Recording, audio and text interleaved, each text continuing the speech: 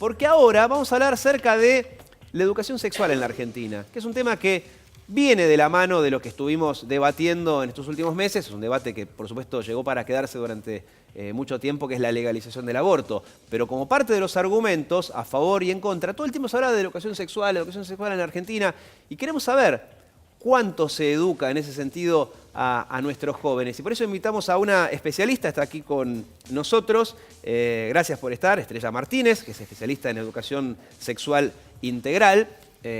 Gracias por visitarnos. Gracias por invitarme. Y lo que más me gusta de esta conversación previa que tuvimos a salir al aire es que tenés cifras, datos. A nosotros nos encantan los datos y después, por supuesto, las opiniones, ¿no? ¿Son datos de la Organización Mundial de la Salud al respecto? Y sí, de la Organización Mundial de la Salud y de la Oficina de Violencia Doméstica de Nación. Ajá. Y del Ministerio de Salud también de Nación. ¿Y qué dicen esos datos?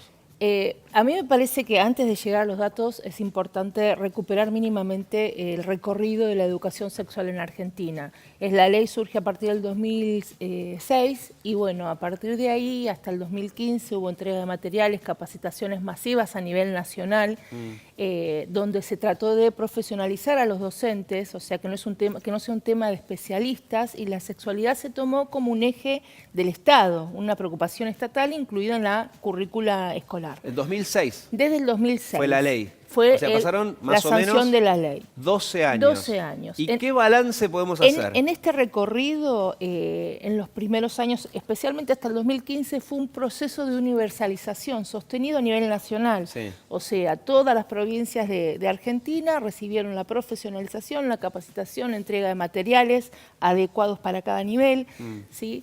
A partir del periodo y en el segundo momento, la inversión decae de 55.000 millones a 42 y se discontinúa y se hacen políticas focalizadas, lo que no son políticas universales.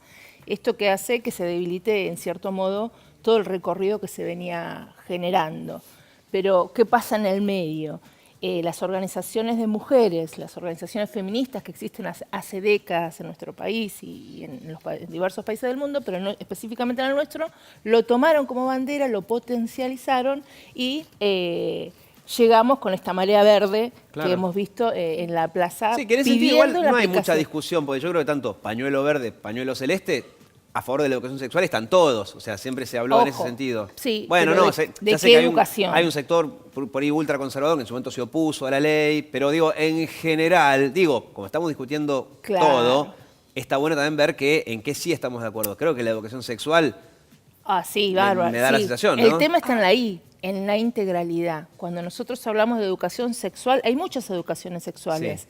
¿Sí? La educación sexual integral tiene que ver con una perspectiva clara de derecho. ¿Sí? Reconocimiento de géneros, de diversas identidades, atención a la diversidad de todos los tipos de identidades sexuales. O sea, no es lo mismo una educación sexual que una educación sexual integral, que es la que plantea la ley. Pero vamos a acotar, ¿no? Teniendo en cuenta que tenemos poco tiempo para hablar. Vamos a acotar a la parte de lo que hablábamos con Ceci siempre, que es anticonceptivos, si se reparten o no preservativos en hospitales, si se les enseña a los chicos acerca de educación sexual, etcétera, ¿no? Digo, para acotar el margen de... ¿Dónde crees vos que estamos fallando? Porque yo trabajé muchos años en un hospital público, muchas veces los preservativos se reparten, el tema es que después se reparten y se usen.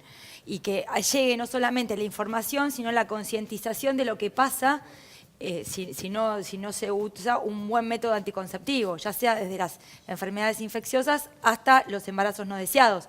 Por eso mi pregunta es más amplia, ¿dónde está fallando la educación sexual? Bueno, según desde donde nos paremos. Si vos me hablas de ciudad es una cosa, si me hablas del conurbano es otra cosa y si me hablas de nación es otra cosa. Bueno, en resumen, más o menos, ¿dónde estamos parados? Los recursos que hay para cada una de las jurisdicciones, claramente, la discontinuidad del proceso, ¿sí? Porque al discontinuar el proceso desde lo económico también se interrumpe lo cultural y el cambio social no se produce, digamos. Los resultados no son los mismos en Santiago del Estero, en Misiones, que en Ciudad, digamos. Es un tema muy complejo, depende de cada jurisdicción, pero las resistencias puntuales que pueden generar que este fracaso se produzca. De todas maneras, yo no lo analizo como un fracaso a lo que estamos viviendo, ¿eh? Estamos en el piso del camino, digamos. Esto es el piso.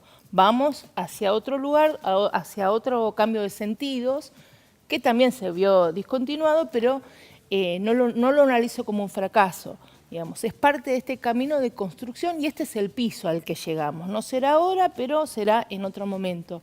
Las resistencias culturales, ¿sí? Hay que seguir trabajando sobre los nuevos sentidos, hay que seguir trabajando sobre el posicionamiento de derecho de la mujer, el derecho al goce, el derecho a disponer de su propio cuerpo. ¿Y cómo estamos a nivel regional? Porque si tenés cifras, por ejemplo, de la Organización Mundial de la Salud. Para tener una idea de más o menos dónde estamos parados en Argentina. Igual hiciste bien en aclarar, una cosa es Capital Federal, otra cosa es el conurbano, otra cosa es el resto del país.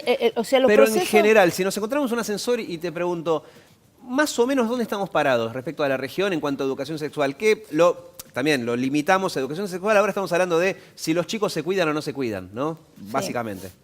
Bueno, a nivel regional, sí. Argentina hizo punta con esta ley, ¿sí? O sea, a nivel regional hicimos punta con esta ley. En el país nacen 3.000 bebés al año de hijos de madres niñas, o sea, menores de 19 años.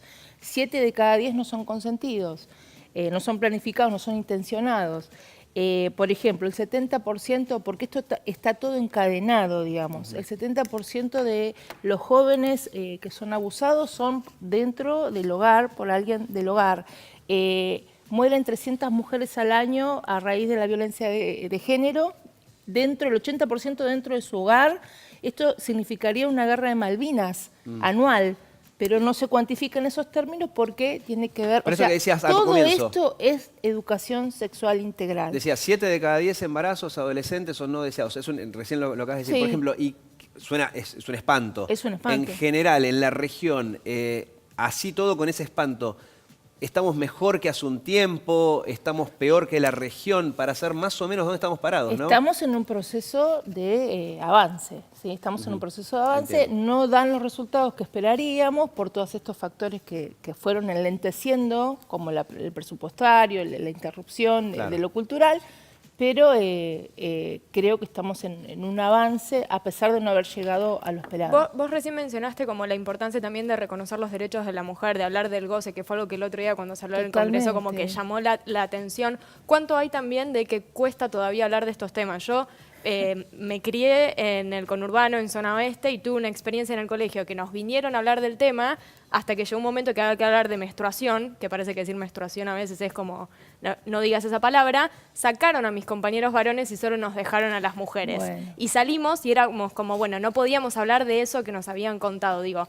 ahí hay una falla, o sea, porque ahí se puede decir, bueno, hay educación sexual, pero no se está poniendo en práctica de la mejor manera posible. Ahí se pone el énfasis en el cuidado solamente de la mujer se tiene que cuidar, no es un cuidado compartido, hay una mirada. Siempre hubo educación sexual, siempre, aún desde el silencio, ¿sí? Nosotros, a partir del 2006, lo que se plantea es una educación sexual explícita, tomada como un concepto desde la escuela, tematizada desde la escuela y con niveles de contenido según el nivel inicial, primario, secundario. Es más, lo que plantea la ley también es la formación desde el terciario de los docentes que tengan una materia específica. En Ciudad Joaquín B. González es el que lo tiene, que sea de educación sexual integral. ¿Pero se cumple la ley? Porque la ley es de 2006, la ley es buenísima, pero te trajimos vos para que nos cuentes si se está cumpliendo 12 años después. Y no como debería, no. Digamos, ¿Y esto que cuenta Thaís? Depende, en el conurbano bonaerense, por ejemplo, que es donde yo trabajo, depende de la buena voluntad y de o sea, el nivel de compromiso que tenga el supervisor que controla tantas escuelas. O sea, yo como supervisora controlo 15 directores. En esos 15 directores tienen un proyecto institucional de educación sexual integral, trabajando con los adolescentes y las adolescentes el tema. Pero bueno, falta monitoreo, pero no pasa en todos lados. Falta monitoreo a nivel nacional, falta presupuesto, falta decisión política, digamos. De haberse continuado un camino que estaba trazado y profundizado, a lo mejor hubiésemos llegado a otro resultado. Digamos, fijémonos que en relación al resultado del voto, ¿no? Tiene que ver con varios factores. El factor cultural, que es la resistencia a este cambio de paradigma de pasar de un patriarcado, el machismo, ¿no? Esta cuestión que hay licencias que tienen los varones que las chicas no, hay cuidados que corresponden solamente para la mujer y el varón queda al margen. El goce sí es permitido para el varón, pero no es aceptado en el cuerpo de la mujer no tiene derecho a decidir sobre su deseo, y todas estas cuestiones que nos pusimos a discutir en un momento donde la viabilidad cultural se daba, hoy parece ser, cuando escuchábamos las discusiones, que era el medioevo algunos argumentos, ¿no? Sí. Que el tiempo se detuvo en muchas provincias, que es lo que sucede cuando se interrumpen las políticas que son universales y se hacen planes focalizados. ¿Y esto que contaba Thaís se sigue dando? Porque, ¿en qué año habrá sido? Obviamente esto fue antes de la ley, pero pareciera... Pero igual me da la sensación de que por ahí en la provincia del norte sigue pasando. Mira, vos sos muy joven. No, vos sos muy joven. A mí me pasaba en mi escuela. Yo tengo 50 años y pasaba eso. El varón quedaba afuera. Pero a Thaís también le pasó. Por eso digo, ¿en qué año más o menos en el secundario? ¿Cuándo fuiste? ¿En el secundario? Fue primario, creo ya. Fue primario. Primaria, en séptimo grado. Generalmente, sí, primaria. Sí, séptimo grado. Pero bueno... ¿Y eso sigue pasando? Obviamente. Porque muchos dirán, bueno, pero con la ley en el 2006 ya no pasa. Perdón, voy a agregar algo, o sea...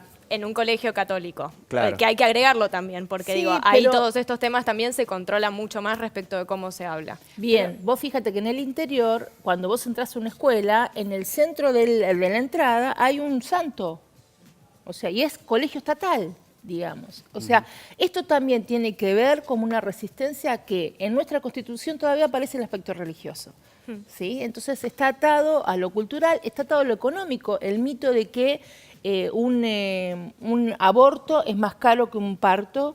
No, digamos, no es más caro que un parto. Un parto, llevar un control de 9 meses, si el niño nace o la niña con algún problema, el control neonatológico, es mucho más caro, digamos, esto que evitar un embarazo o hacerlo de manera legal. La dificultad es que creo que todos estos temas se están hablando más entre los grupos de chicas adolescentes cuando se juntan que en las instituciones mismas. Porque en las instituciones también operan otras resistencias, que son los generacionales. Los adultos todavía no procesan estos temas, algunos, porque hay adultos que son referentes positivos, ¿sí? Y que buscan el diálogo con los pibes, se acercan, tienen otro acercamiento, otro nivel de confianza.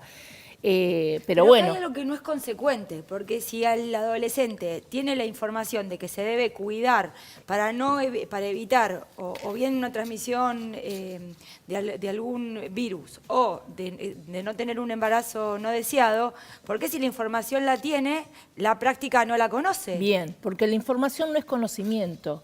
La información tiene que ser mediatizada por un adulto, ¿sí? Entonces, pero ¿qué que tenga falta? Buena llegada. Bueno, si no... ¿qué faltan? Adultos que mediaticen esa información y la transformen en conocimiento, que manejen el mismo código que los jóvenes, que no se espanten, que no juzguen, ¿sí? O sea, faltan esos adultos y esos adultos tienen que ver con cambios culturales que tienen su tiempo, su proceso y necesitan también de una decisión política. Y cuando hablas de adultos, no te refieres solamente a quienes dan la clase de educación sexual, sino que a los padres, a los tíos, a todos nosotros. Y también que el adulto predique con el ejemplo, porque hay un porcentaje de gente, que yo no sé si vos la tenés ahí estadísticamente, que dicen que los hombres o mujeres que por ahí menos se cuidan son los que en este caso vienen a ser los padres de los chicos que se tienen que cuidar, hablando de uso de preservativos, de anticoncepción responsable.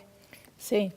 Sí. Hoy la gente entre 40 y 50 años, hablando en el caso de los preservativos de los hombres, son los que menos se cuidan. Bueno, y los índices de VIH suben entre las mujeres de 45 a 55 años. Y esas son las madres y padres de los chicos que tendrían que tener una educación sexual responsable. Igual acá me parece que la preocupación, si tomo mi ejemplo, yo si no hubiera tenido quizás las charlas que tuve con mi mamá, que mi mamá fue la que más nos dio tanto a mí como a mis hermanas educación sexual, me pregunto qué pasa con esos chicos que por diferentes contextos solo se quedan quizás con lo que pasó en el colegio y no tienen a otro adulto y no tienen acceso a otro tipo de información. Entonces no es que tienen la información y no se implementa. Directamente, como vos decís, quizás alguien les dijo algo, pero no tienen realmente toda la información necesaria. Por eso me parece muy importante que como un medio se levanten estos temas, que se amplifican desde estos lugares, porque permiten escuchar otras voces y ver otras realidades que, aparte, tiene que ver con la responsabilidad social de los medios, ¿no? Poder difundir todo lo que es la legalidad y el derecho. Claro. Que los pibes tienen que saber, las pibas tienen que saber que si van a una sala, van a un hospital, tienen derecho a recibir anticonceptivos y no necesariamente no tienen que ir con ningún adulto, ¿sí? Y tienen que ser atendidos. ¿sí? Tienen que ser atendidos. A las mujeres, a las mujeres también se les puede dar preservativo, porque es algo que el otro día en redes sociales empezó el debate de que alguien pidió preservativos y le dijeron que solo los hombres, a los hombres se le podía tienen dar. que dar. Varones y mujeres tienen que recibir. Es parte del trato igualitario de lo que estamos pidiendo. Perfecto. ¿Sí? Claro, pero está buena la aclaración y es casi un disparador de muchas cosas, ¿no? Y un ejemplo de... O sea, dos grandes ejemplos de país. El de que los chicos se retiren, que vamos a hablar de la menstruación, o el mito de que a la mujer no le pueden dar un preservativo, pero fíjate que van 12 años de la aprobación de la ley y siguen surgiendo estas cosas. Bueno, ¿por qué? Porque los mismos que boicotearon en ese momento la salida de la ley, que fue muy discutida, son también los que hoy van a votar en contra de la ley del aborto. Claro. ¿Sí? O sea, el núcleo duro, que es el ideológico, que es el posicionamiento personal por sobre el colectivo, sigue operando, de algún lugar sigue estando.